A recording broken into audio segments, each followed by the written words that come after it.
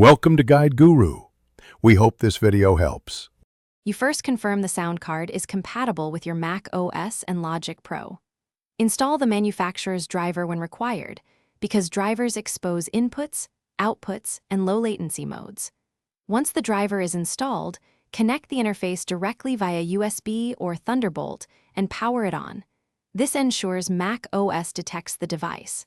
Make sure sample rate and buffer defaults in the driver panel match common studio settings, since mismatches cause clicks and sync issues. You now set system audio.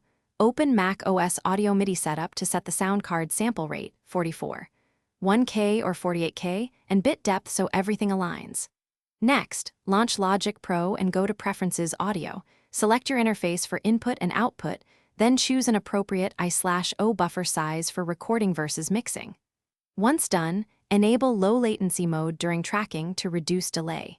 If you need multiple devices, create an aggregate device, but know this can introduce drift.